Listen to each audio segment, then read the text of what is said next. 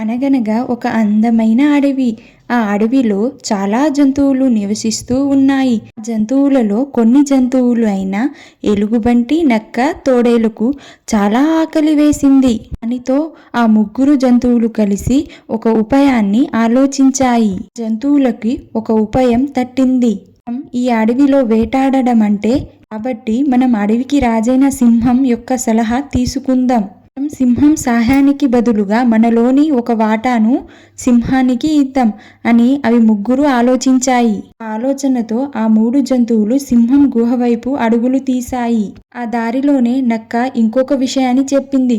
మన ముగ్గురికి చాలా ఆకలి వేస్తుంది కాబట్టి మనలో అడవికి రాజైన సింహం కూడా వాటా ఉంది కాబట్టి మనం అతిపెద్ద జంతువు అయిన దున్నపోతును వెతికి మరీ వేటాడుదాం. అలా అయితే మన 4 వాటాలకు మనకు ఆహారం సరిపడా వస్తుంది అని చెప్పసాగింది. దానితో మిగతా జంతువులు అని తల ఊపాయి. అంతలోనే సింహం గుహ దగ్గరికి వచ్చేశాయి.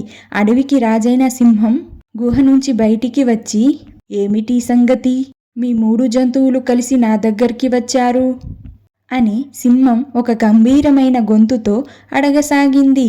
దానితో ఆ జంతువులు తమ ఆలోచనని సింహానికి తెలిపారు. అప్పుడు సింహం, సరే, నేను మీకు సహాయం చేస్తాను.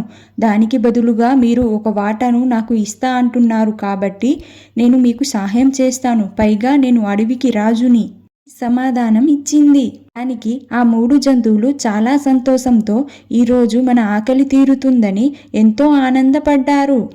తమ ఉపాయం ప్రకారం అవి మళ్ళీ తిరిగి తమకు కావాల్సిన దున్నపోతు కోసం వెతుకుతున్నాయి.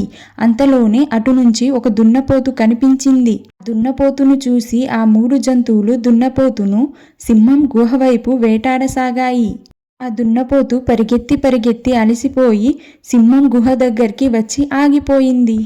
అప్పుడే ఆ సింహం గుహ నుంచి బయటికి వచ్చి ఆ పంజను ఎత్తి ఒకటేసారి దున్నపోతుపైకి దూకేసరికి దున్నపోతు అక్కడే చనిపోయింది. దున్నపోతు చనిపోవడంతో ఆ మిగతా జంతువులు చాలా సంతోషించాయి.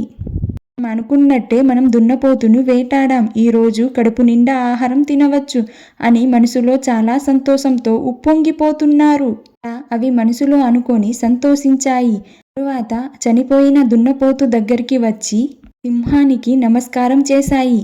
మేము మీకు సాయం కోరి వస్తే మాకు సాయం చేసినందుకు చాలా కృతజ్ఞతలు అని తెలిపాయి. దీన్ని ఇప్పుడు మనం 4 భాగాలుగా చేసుకొని ఆహారం తీసుకుందాం. ఆ 3 జంతువుల్లో ఒక జంతువు చెప్పసాగింది.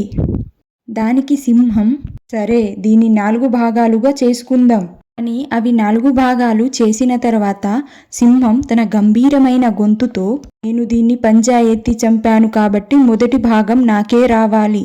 రెండవ భాగం, నేను అడవికి రాజైనందుకు రెండవ భాగం కూడా నాకే రావాలి.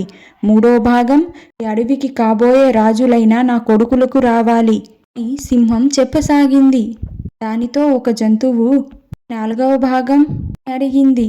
దానికి సింహం, నాతో ఎవరైతే పోరాడి గెలుస్తారో వాళ్ళకే నేను 4వ భాగాన్ని ఇస్తాను అని చెప్పసాగింది. ఆ మాటలు విని అన్ని జంతువులు బిక్కమొఖం వేసుకున్నాయి. అప్పుడు వాటికి అర్థమైంది ఏమిటంటే, ఇతరుల బలం పైన ఎప్పుడూ ఆధారపడకూడదు, మన బలం పైన మనమే ఆధారపడాలి అని ఆ 3 జంతువులకు అర్థమైంది. Please subscribe my channel.